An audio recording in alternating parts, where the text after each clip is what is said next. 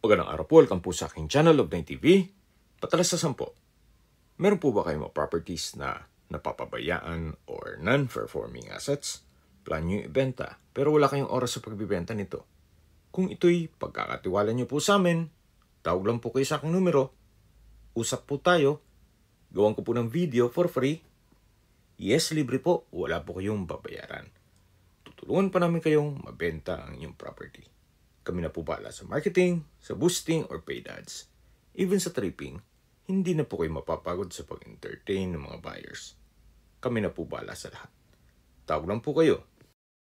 Nandito po tayo ngayon sa Nasugbu, Batangas kung saan meron po tayong bagong video presentation. Isang residential property nasa loob po ng isang exclusive subdivision na Batulao Artscapes. Meron po itong mga amenities gaya ng basketball court, clubhouse, swimming pool, parks and playgrounds, at 24 hours po ang security. Kaya safe na safe po kayo dito. Napakatahimik po ng lugar, sariwa ang hangin, at malamig po ang klima. Nandito na po tayo sa unit na binebenta. May lot area po ito na 100 square meters at may floor area na 101 square meters. Meron po itong 3 bedrooms at ito po'y income generating. Kasi karamihan po sa mga unit dito ay ginagawang staycation business. Dito po sa gilid ng bahay ay meron pong setback. Kaya marami pong spasyo o rooms for improvement. Meron na rin po itong split type aircon.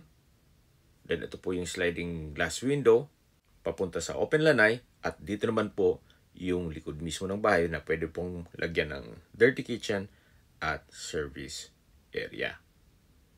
Yan po, tunghayan nyo po. Napaganda po ng disenyo, very artistic. Balik po ulit tayo dito sa harapan. So ito po yung main door. Samahan nyo po ako. Pasok po tayo. Welcome po dito sa bahay ni Mama at Sir. Dito po sa loob ay merong maliit na billiard table. Then sa dulo naman yung dining area. Open concept lang po siya, kaya maaliwalas.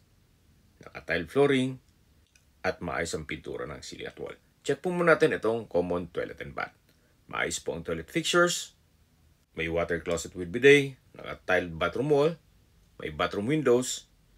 At meron din pong vanity mirror at bathroom sink. Balik po ulit tayo dito sa living area. At yung natatanaw nyo na sliding glass door, yan po tayo galing kanina. Yan yung papunta naman sa likod ng bahay. At tungkol naman po sa mga kagamitan, siguro pwede naman natin i-negotiate ito kay owner. Sa pintura at structure, wala po kayong papagawa. Maayos naman po ito. Gawa ng ito'y well-maintained.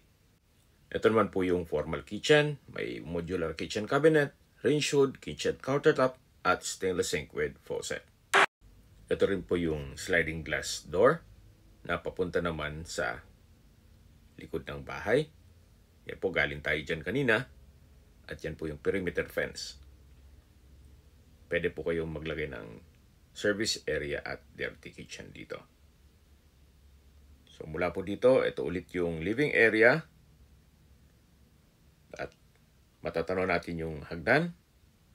Mamaya akyat tayo dyan. At yun po yung main door. At yan po yung kitchen. Ito naman po yung dining area. Then sa dulo po ay yung sliding glass window papunta sa open lanay. Meron pong breakfast nook dito sa formal kitchen. At lipat na po tayo dito sa may hagdan para check natin yung mga kwarto. Meron pa pong spasyo dito sa gilid na pwedeng gawing storage o understair storage. So akyat po tayo, samahan niyo po ako. Meron po itong staircase window hanggang dito po sa taas na nag-serve as natural sunlight at ventilation. Maayos din po ang pintura dito sa staircase wall at ito yung naka-wooden staircase. Nandito na po tayo sa second floor. Ito po yung hallway. Then matatanaw natin yung common toilet and bath. Pero check po muna natin itong master's bedroom.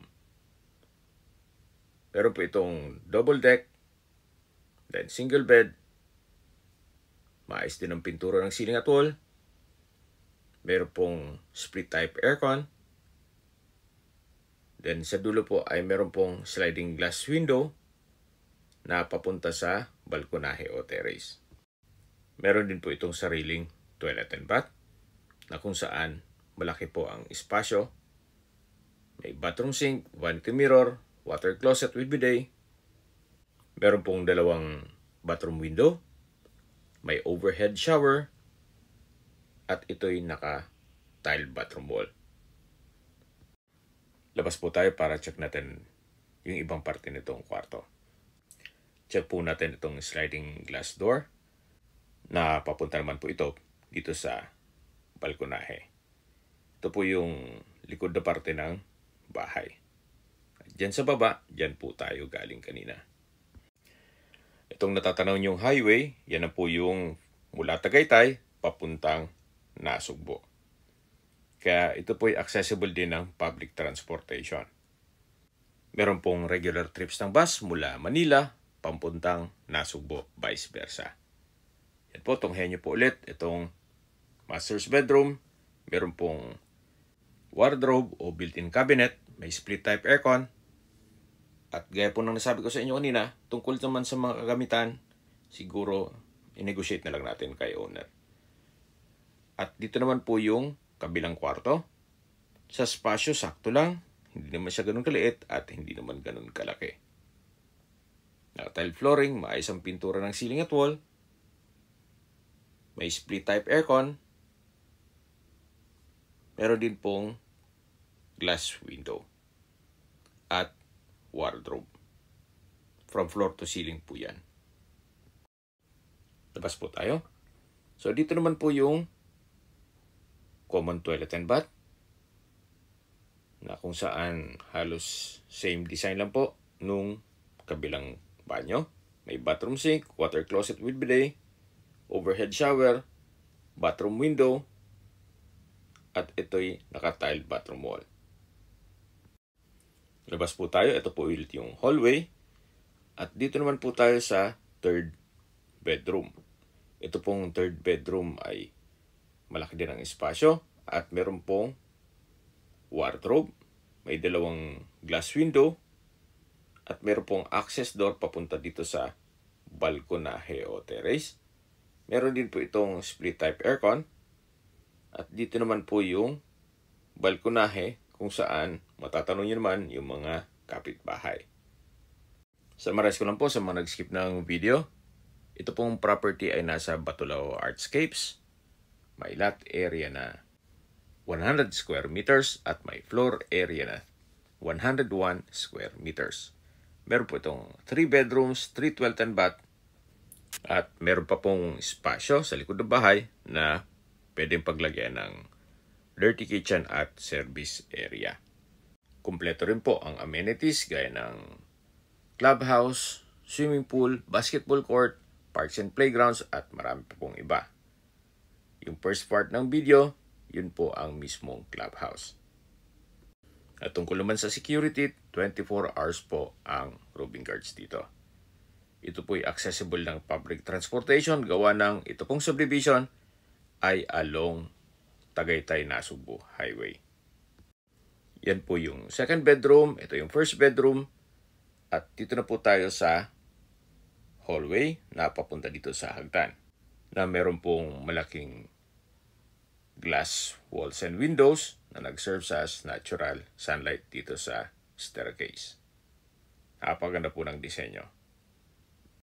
Baba na po tayo, samahan niyo po ako. Mula po dito sa kalagitnaan nitong hagdan, matatanaw na ang living area.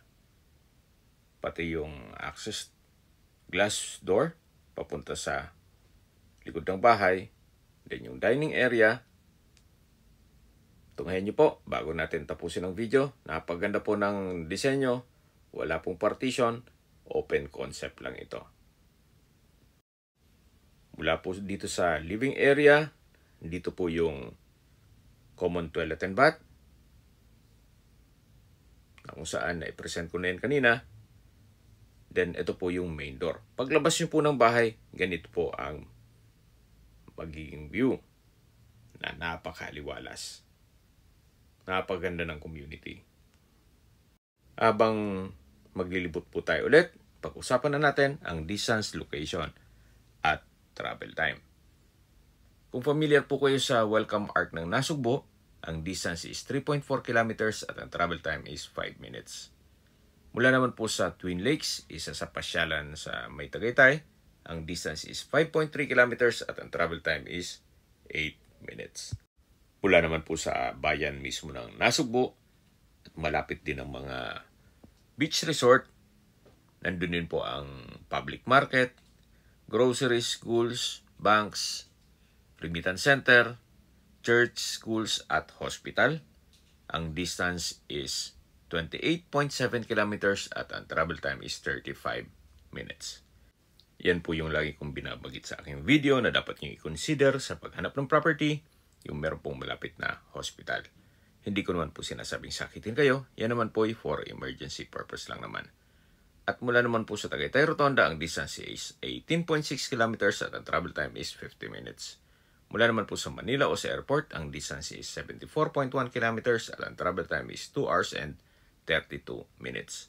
Sa presyo na po tayo, binibenta po ito ni owner sa halagang 8.5 million pesos. Kung may mga katanungan po kayo, tawag lang po kayo sa aking numero. At sa mga kababayan naman natin nasa ibang bansa, meron po akong Telegram. Sa mga iPhone user man, may iMessage. Meron din pong Imo, Skype, Viber at WhatsApp. Same number lang po, 0917-316-3399. Sa mga nagtatanong naman po ng aming Facebook, meron po aming Facebook page na Nov9 TV at Facebook Reels Video. Meron din pong TikTok at Instagram. May ibang YouTube channel kami na Nov9 TV channel at Nov9 TV Listings. Sana po naibigyan nyo ang video presentation. Paki-like and subscribe na lang po sa aking channel para ma-update din po kayo sa aking future listings. Kung sakali po hanap nyo mas malaking sukat na lupa, meron din po kami ibang listings na pwede nyong pagpilian. Huwag po kayong magatubiling tumawag sa amin, then let us know your budget para malaman namin kung anong property pwede namin i-alok sa inyo. Sa lahat pong viewers at subscriber, salamat po sa suporta. Ingat po kayo lagi at ang pamilya. Maraming salamat po.